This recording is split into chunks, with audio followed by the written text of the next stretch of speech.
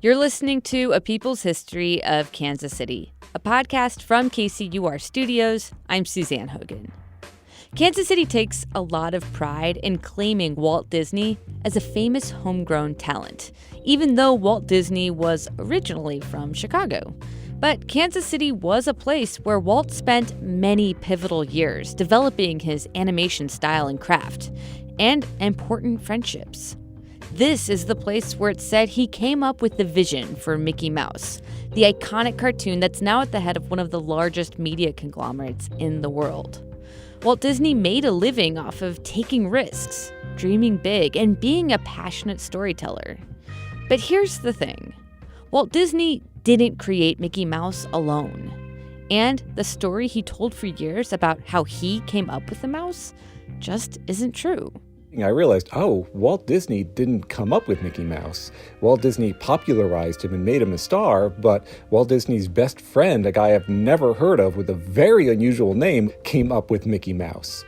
To know the true story behind Mickey Mouse and the pathway to a lot of Walt Disney's success is to know the story of his best friend, Ub Iwerks, an animator born and raised in Kansas City, Walt's artistic partner for years.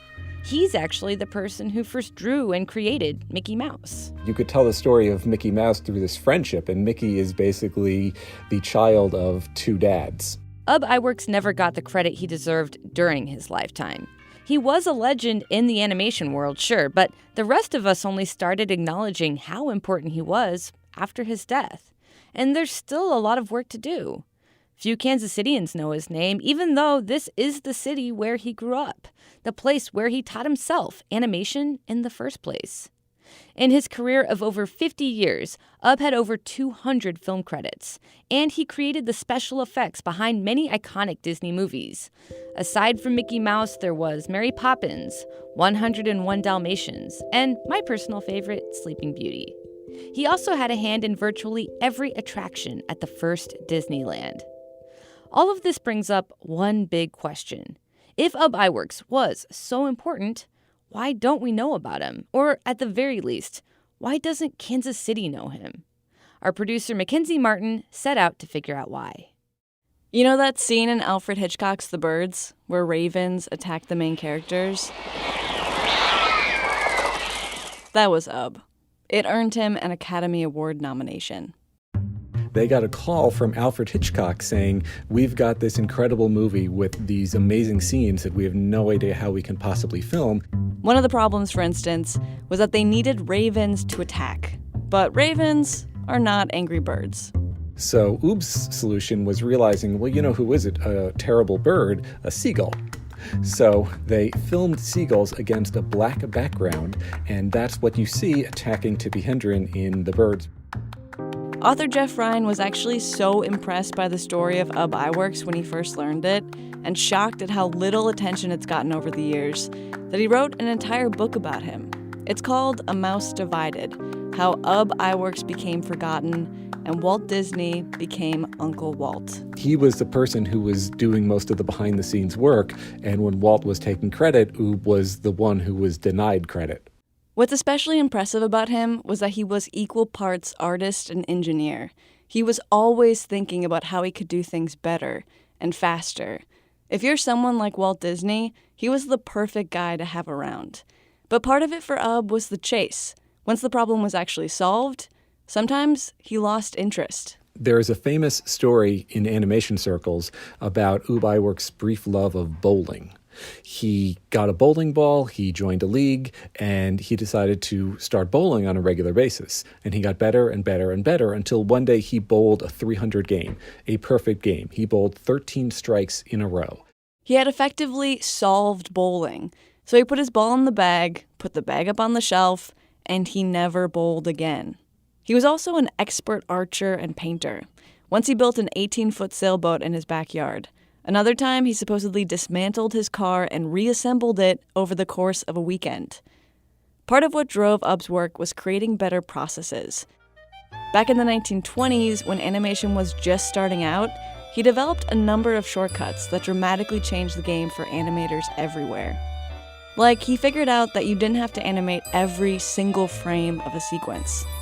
you could repeat some things. If you wanted to show someone dancing, for instance, you could repeat the series of frames where they dip their partner and come back up. And you could do this again and again. So if you had 130 frames in a sequence, sometimes you could get away with only actually drawing 40. A lot of this may seem obvious now. But back then it was much, much harder. He really did pave the way for a lot of things that we see today. Ub's granddaughter, Leslie Iwerks, is an Oscar-nominated filmmaker today, in part because she literally grew up in the industry. Her dad, Don Iwerks, followed in his dad's footsteps and worked at Disney for nearly 35 years. Ub died when Leslie was only 1, but from an early age, Leslie was fascinated by her grandfather. So in junior high, she decided to do a book report on him. But something weird happened. The stories she was reading in animation history books didn't match up with the stories she had heard from her family growing up. The story of Ub and Walt's collaboration was missing. So Leslie spent years studying her grandfather's cartoons, learning about his style and sense of humor, and interviewing people that knew him for a documentary she called The Hand Behind the Mouse. I just wanted to clear that history. And I really wanted to also tell the story of Ub's contributions to Mickey Mouse. Ub didn't just draw him either. He created Mickey Mouse to be easily drawn over and over again. If you've got change in your pocket, you too can draw Mickey Mouse the way Ub Iwerks drew him. In long shots, I believe Mickey Mouse's ears are a dime and his head is a nickel. And then in close-ups, Mickey Mouse's head is a quarter and his body is another quarter and his ears are dimes. As a result of this, Mickey looked the same in every frame, regardless of who was actually drawing him. To really tell the story of Mickey Mouse, though, you have to look first at the friendship that created him. It's a story of 2 dads, and it starts in Kansas City back in the 1900s.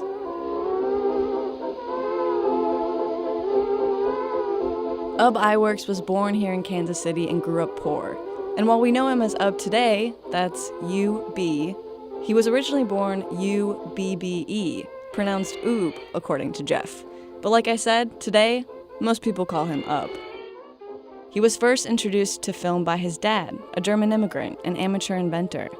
Then, when Ub was only 14, his dad left, leaving him to be the sole provider for his young mother. His father had left them for dry, basically. And so that's why he had to kind of quit high school and go get a job and support his mother. Leslie says her grandfather's childhood was tough. From an early age, Ub was fascinated with the idea of bringing still images to life. But his mom wanted him to focus on a more stable, high-paying career. And this was ironic because Ub held steady jobs throughout his entire life and always was well paid for his work. So his mom was worrying over nothing. He got his first real job at a commercial art studio. And that's where he met fellow 18-year-old Walt Disney. Though at the time, Jeff says he was going by the name Walter Diz. It was actually Ub who was just go by Walt Disney. What followed next was a series of extremely ill-conceived and failed business concepts. Their first venture was as commercial artists, under the name Iwerks Disney. It lasted a month. Then, desiring a salary again, they both got jobs at the Kansas City Slide Company, where they borrowed the company camera and tried their hand at animation, making a few films for the Newman Theater downtown. Ub drew many of these short films, which they called Laugh-O-Grams, and they eventually led to their first official studio. The Laugh-O-Gram studio still stands in Kansas City today at 31st Street and Forest Ave, but it's less lively now. Back then, it was a hub where a whole team of guys were cranking out cartoons. I mean, the owners were Ub and Walt, and they were 21 years old, and they recruited these 18-year-olds with an ad in the paper that said, if you'd like to draw cartoons, come to the Laugh-O-Gram studio. Butch Rigby is the chairman of Thank You Walt Disney, a Kansas City nonprofit that's actually in the process of restoring the old Laugh-O-Gram studio. There's a great picture of all of these guys at the Laugh-O-Gram studio up on the roof shooting a film with the cameras and the action, and there's pictures of them at Loose Park.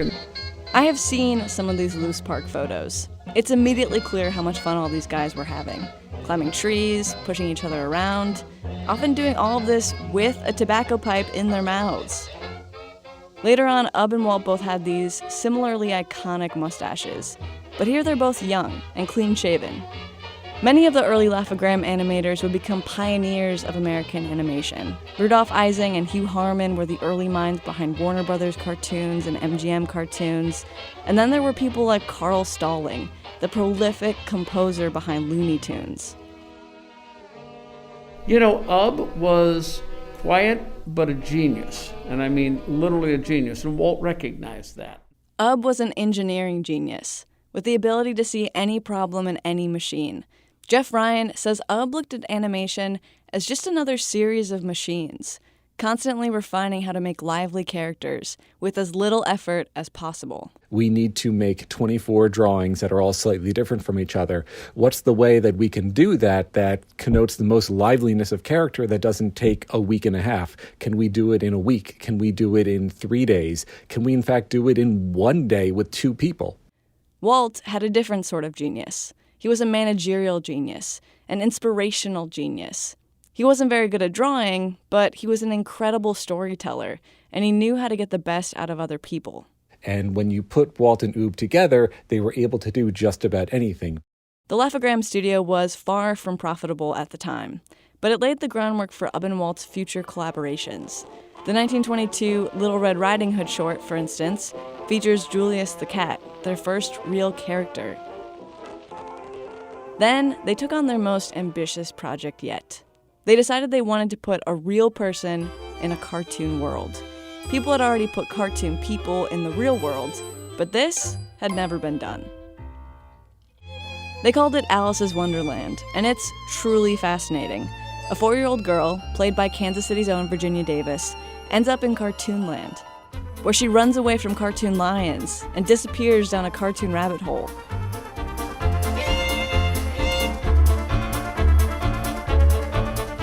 All in 1923. As I mentioned, though, literally none of these projects were actually making money.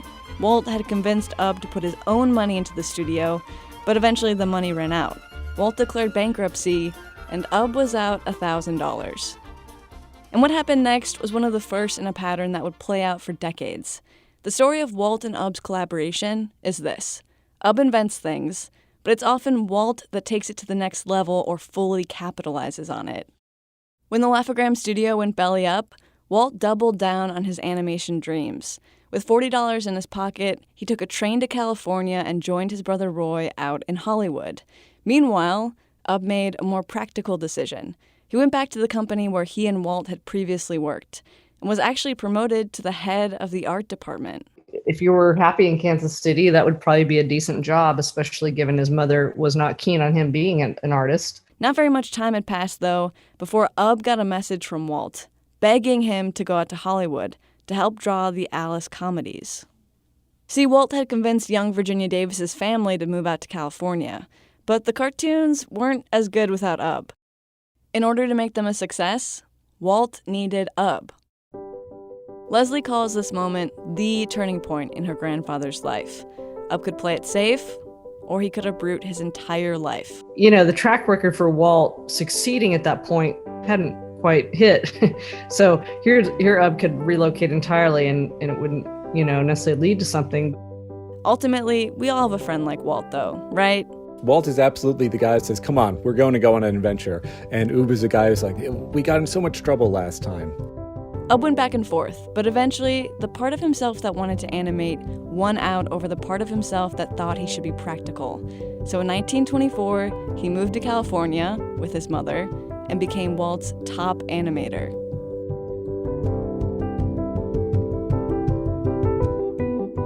Many people think that Mickey Mouse was the two's first hit character once they got out there, but it was actually Oswald the Lucky Rabbit. Designed by Ub, Oswald was the slightly more devilish precursor to Mickey, and he looked a lot like him too. He was a little bit more aggressive than the characters that came before. Things would explode or bombs would go off, and but that was the fun of animation in those days. You didn't think about violence or anything in any sort of serious way. It was just silly fun. A lot of the early gags were directly inspired by Ub's Kansas City roots. He had a particular affinity for barnyard humor, specifically gags involving cow udders. And Oswald was popular, which is actually kind of what ruined everything. See, Oswald was way more successful than Universal Pictures predicted, and even though Walt and Ub created him, Walt didn't own Oswald. So a producer decided his best play was to cut Walt out and steal all of his animators. And it almost worked, except for one thing. Ub said, no, I can't do that. This is my best friend of 10 years. I'm not going to stab him in the back and leave like that. But pretty much everyone else left, including fellow Laugh-O-Gram animators Rudolph Ising and Hugh Harmon from their Kansas City days. It was especially hard on Walt. And he's furious and upset and decides he's never going to have a boss again. He meets up with Ub and they say, we need a new character. And this is the origin story of Mickey Mouse. How Ub and Walt created what would become the face of one of the largest media conglomerates in the world. That's after the break.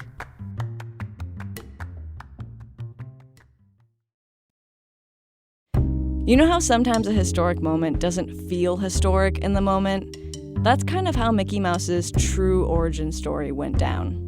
To recap, Walt Disney Studios was about to lose its flagship character, Oswald the Lucky Rabbit, to Universal Pictures. And all of Disney's animators, except Ub, had given their 2 weeks' notice. It was an extremely tense, stressful time. Ub and Walt had nothing, except the knowledge that they had to act fast, and whatever they made had to be good. So while the departing animators were finishing out their contracts, Ub worked with Walt behind a locked door to sketch out the new character. Ub starts drawing animal after animal after animal. They know they can't use a rabbit because that was their old character, but what else can they do that has a similar biped form? So they try a frog, they try a horse, they try a cow. And they decide on a mouse. That's pretty much it. And while Walt did eventually define Mickey's personality and literally voice the cartoons over the following years, the drawing was all Ub. Ub animated the first Mickey Mouse cartoon single-handedly. After a record 700 drawings a day, he accomplished in 2 weeks what would take other animators months. But Walt was nothing if not a great storyteller. The story of Mickey Mouse that he told got wilder as Mickey grew in popularity. The only problem was that none of it was true. Walt, because he was never satisfied with anything, kept on making up bigger and bigger whoppers to stretch the Mickey Mouse creation story. And the biggest whopper at first was that Walt was the one who did it. He didn't do it. That being said, Jeff says Walt was far from the first storyteller to embellish a character creation story like this. I mean, Walt and Mickey were the face of the Disney company quite literally. We've been trained to expect these kinds of elaborate origin stories. Allow me to run through some of the legends quickly. A popular one is that Walt drew Mickey on a train home to California, right after he learned the news about Universal's takeover. But Leslie says her grandfather himself debunked this one. He had said that it was not Walt creating the character on a train. So that was a very different story than the Disney company had put out, or that Walt started telling, after Mickey became successful. Mickey was also supposedly named Mortimer at first, but Walt's wife Lily thought Mickey sounded tougher. This one actually checks out, at least partially. Then there's my personal favorite story, that Mickey was inspired by a real-life mouse at the Laugh-O-Gram studio, back in Walt and Ub's Kansas City days. Walt had trained the mouse to do some tricks and was quite fond of it, but he had to let the mouse go when he moved to LA. In other retellings, author Jeff Ryan says Walt's desk contained multiple mice. The mouse story, by the way, is the story that Butch Rigby of Thank You Walt Disney still stands by today. But ultimately, he thinks, the specifics are really not important. But what is important is the fact that, A, it looked a whole lot like the rabbit that they lost. And now that I can verify is true. Mickey was like a cuter version of Oswald. He just had rounder ears and a slightly different body shape. Mickey wasn't an overnight success, though. The first Mickey Mouse cartoon, Plain Crazy, was first seen in the spring of 1928. Inspired by Charles Lindbergh's flight across the Atlantic. Then later that year, there was The Galloping Gaucho, but neither of them took off. Some people might have given up at this point, considered another character, but not Walt. He doubled down. The movie most people think of as the first Mickey Mouse cartoon was actually the third.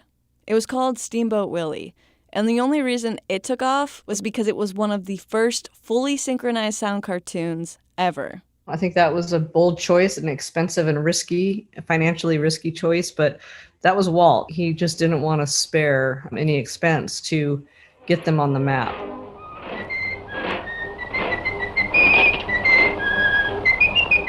To really give you a feeling of how truly revolutionary this moment was, I want to play a clip from Comedy Central's Drunk History episode about this. So Steamboat Willie comes out, and it blows audiences away. Narrated by a drunk Derek Miller.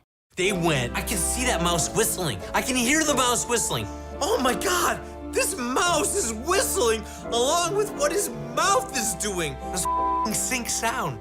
There were standing ovations. Mickey Mouse became an icon overnight. He was referenced in movies and songs, and it creates Disney. Like, this embellishes their minds to everybody. They know that this is like, the game has changed. No one was more thrilled by Steamboat Willie's success than Ub and Walt.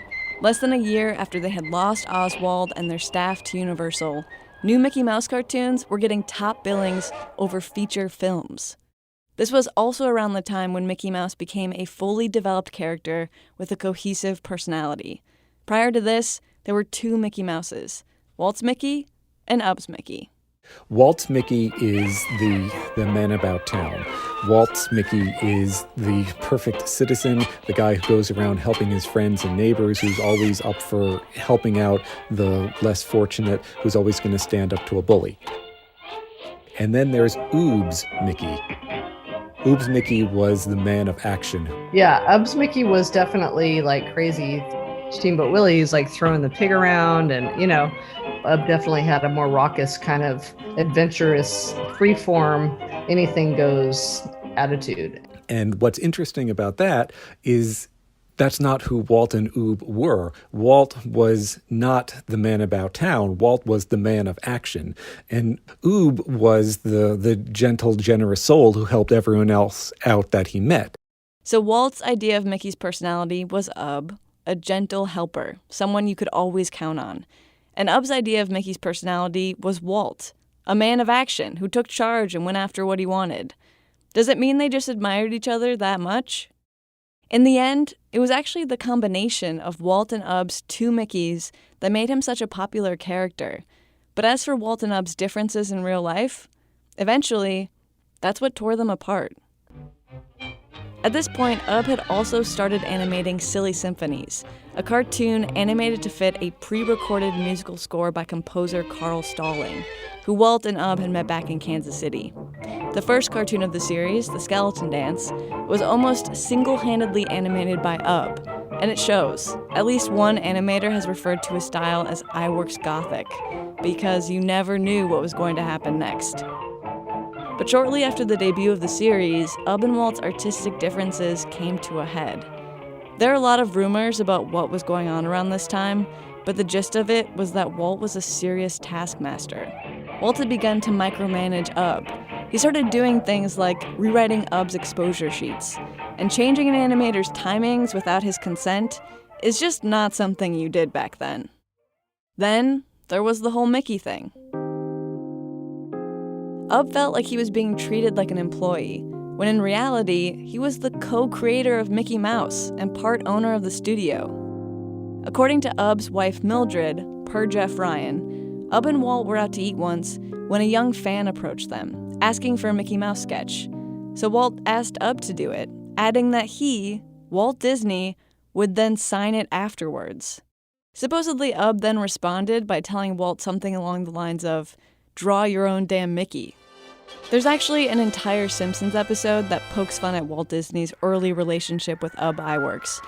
Exhibit A, Steamboat Itchy, dated 1928. And how Walt kind of erased Ub from Mickey's creation story. He didn't create Itchy, I did. Huh? He stole a character from me in 1928. The episode aired in 1996, which was years before Leslie's documentary came out. It feels fitting, though, in a way, that a cartoon would be quick to give Ub's story such a public nod. All that is to say that in 1930, when a competitor made Ub an offer, he took it. This is also probably a good time for me to introduce a third character here, who's actually been here the whole time, Roy Disney, Walt's brother, who was an incredible businessman and the financial backbone of the Disney studio from the beginning. In 1930, when Ub left Disney to start his own studio, Ub told Roy he was quitting because of personal differences with Walt, and then sold his 20% of the Disney company back to Roy for a measly $3,000. Now, if you do the math on the market capitulation of Disney right now as a company, and you figure out what 20% of that is, it's about $32 billion. But Ub did that for a reason. He wanted to be independent. He wanted to prove that it wasn't Walt's job to make Mickey popular. It was Ub's job to make a new Mickey Mouse. They would see which one of them was the more important to Mickey's success. And that's how two best friends suddenly became competitors, and how Ub's very own creation became the one cartoon he was obsessed with beating. What? No, Mickey Mouse. The 1930s was a good decade for Mickey. He was always family-friendly, charming, dependable, the ultimate American.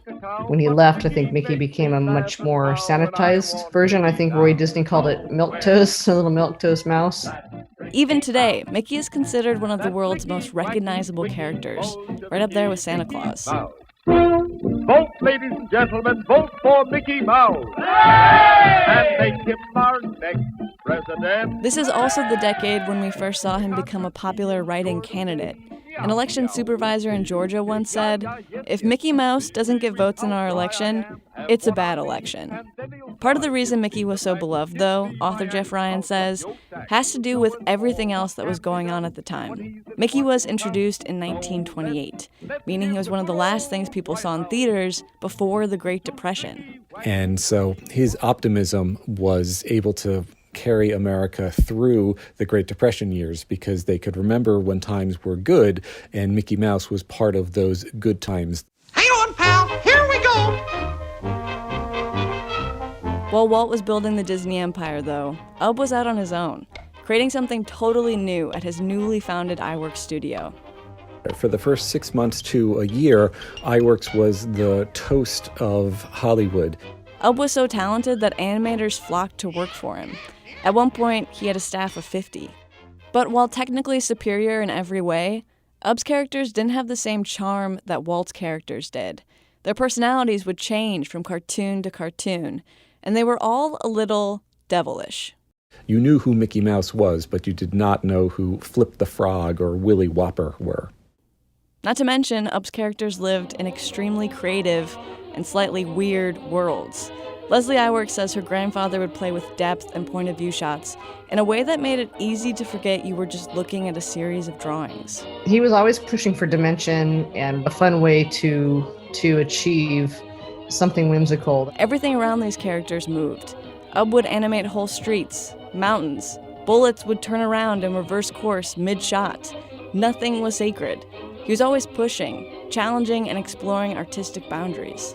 And sometimes what started off as a fairy tale would turn into an episode of The Twilight Zone. Take Ub's 1935 Balloon Land, for instance. Now beware, have a care, you're just filled with air. All of the characters are made out of balloons, and things seem great. Pincushion man in the forest. Until the cartoon villain, the Pincushion Man, starts popping small balloon children. So you're not afraid of pins. Ub's animation style ultimately led some people to call him an anarchist. I think anarchist might be a strong word, but it's meant in the kind of a fun way. Ub just didn't follow the rules. At the beginning of American animation, there weren't very many rules. But even when there were rules starting in the mid-30s, he didn't follow those either. Continued to have lots of adult jokes that were very different than what Walt was doing with Mickey. But as the Great Depression dragged on, people started to crave less of Ub's sharp satire. They wanted escapism and characters they could relate to. You probably know Ub well enough at this point to know that he wasn't just animating during all of this time.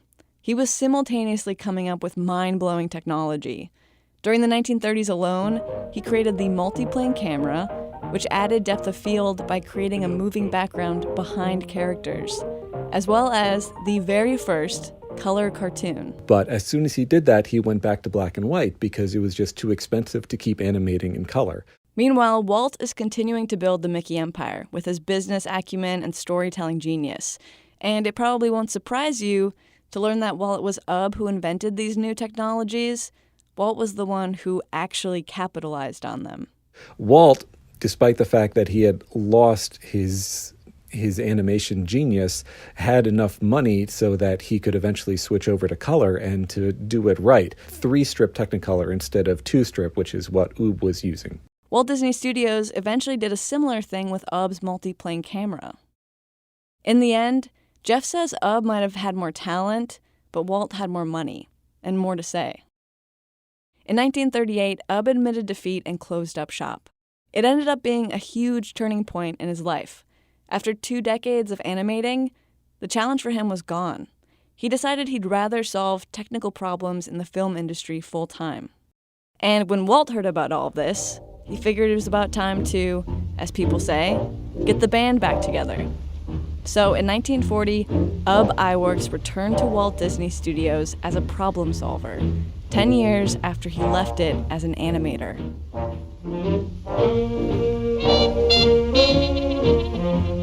Did things ever go back to the way things were? It's hard to say. Those 10 years apart were strained for them. But Jeff says men didn't talk about their emotions back then, so he thinks the chances are slim that they had any kind of big talk about it.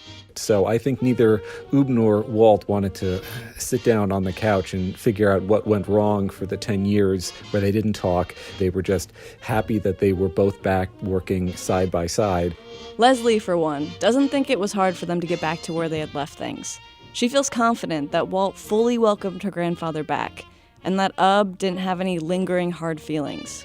I think it was something that they immediately became tight again and trustworthy again. The two worked closely together for the next 26 years. Reporting directly to Walt, Ub's responsibilities extended to all aspects of post-production special effects, giving Disney an edge on other animation companies for decades to come. Then, in 1966, Walt Disney died at the age of 65. Leslie interviewed her dad, Don Iwerks, about it for her documentary. That was a day that I'll remember forever because we happened to be down on the shop floor. It had come over the radio, and our secretary went over the PA system and announced it through the shop that Walt had just passed away. Don was working with Ub at Disney at the time. And his words were, "That's the end of an era." Not only did he lose a friend, but he lost that person to whom he was dedicated to please. And then in 1971, Ub Iwerks died from a heart attack at the age of 70, with few people outside of the world of animation knowing about his contributions to Mickey Mouse. I think a lot of that has to do with the way that Disney over the years has controlled the Mickey Mouse narrative.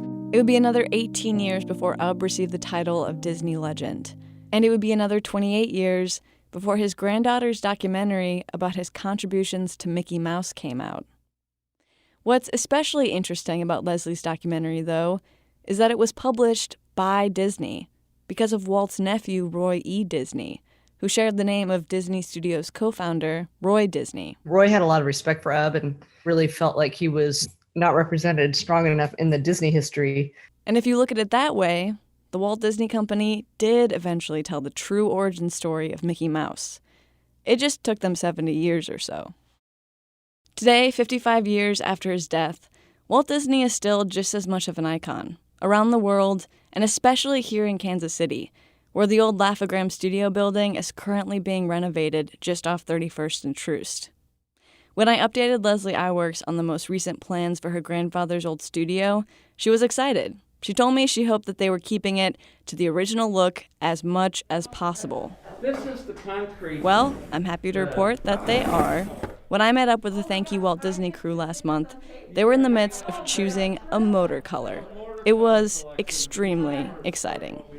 Does anyone know which way we're leaning? We're leaning in the middle in a pinkish, reddish color that was as close to the original as we can best determine. That's Butch Rigby again. He says the new building will have a museum space dedicated to telling the story of Walt Disney, in addition to the other Kansas City animators that helped build the foundation of American animation. UB Iwerks is equally as important here. He was a partner in that company, and I think this building is the story of UB Iwerks as much as Walt Disney. Obviously, everybody's going to know the name Walt Disney, and everybody's going to be learning the name UB Iwerks, but what a great part of the learning experience. The building will also have a co-working space and a digital media training center, where they hope to have workshops and education resources to train the future media talent of Kansas City. Their executive director told me that they usually start kids off with stop-motion animation, a class that feels especially fitting to house at this particular location. For me, looking at these two elements side by side, entrepreneurship and digital media, it feels like a nod to Walt and UB's partnership. Walt was pretty good about keeping that bar high and continuing to move it up. And UB was the person that figured out how you were actually going to get things done so that you could begin to have movies that were an inspiration. Gary Sage is the head of the Building Development Committee. And for him, just talking about all of this brings up a heavy dose of nostalgia. Back in the 1950s, it was every Sunday night you'd turn on Walt Disney, and every time it was something that was inspiring with regard to the emotional content of it. It's when you look at the body of work they produced over the years that it becomes truly staggering how key this one collaboration was to decades of stories and characters. Oh yes, this started back in Kansas City, Missouri. And how it all started right here. Walt, just what is an animator? An animator is an artist who makes the drawings move. He puts them through their paces. He has to be a real student of art. Come on, we gotta hurry!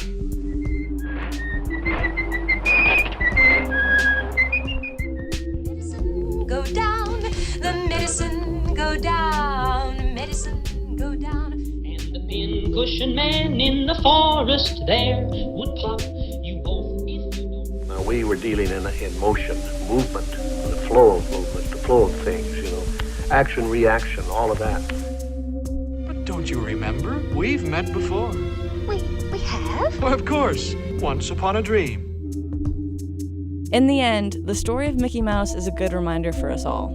Everything is a team effort. Behind every powerful mouse, there might be a Walt, but behind every Walt, there's probably at least one UB.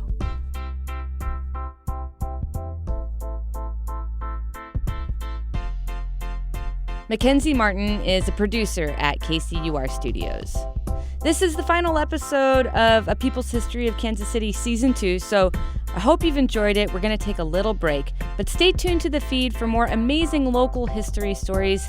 And if you haven't already, check out the rest of our previous episodes about other Kansas City underdogs. A People's History of Kansas City is a production from KCUR Studios with the support of the Mid-Continent Public Library.